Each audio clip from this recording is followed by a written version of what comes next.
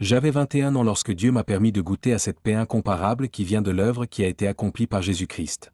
D'ailleurs, elle ne m'a jamais quitté jusqu'à aujourd'hui. Et elle surpasse toute paix que peut procurer tous les plaisirs réunis de ce monde. Et lorsque j'ai expérimenté la paix de Dieu, c'était une période de ma vie qui était vraiment très difficile. En effet, j'étais dans cette séduction, qui consiste à penser que la paix pouvait venir des plaisirs que produisent les plaisirs du monde. Jusqu'à ce que je devienne addict de certaines passions qui, premièrement, ne comblaient pas mon cœur, et deuxièmement, qui me détruisaient à petit feu. Du coup, j'étais pris dans un cercle vicieux, comme dans une chaîne sans fin.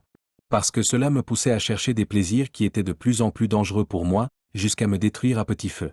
Et cela, parce qu'elle ne pouvait pas produire une paix véritable dans mon cœur.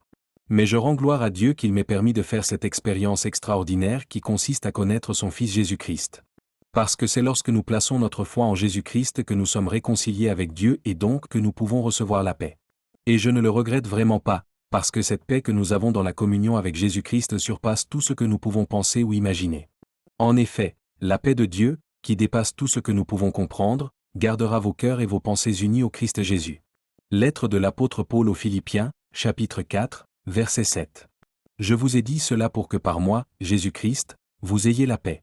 Dans le monde, vous allez souffrir. Mais soyez courageux, j'ai vaincu le monde.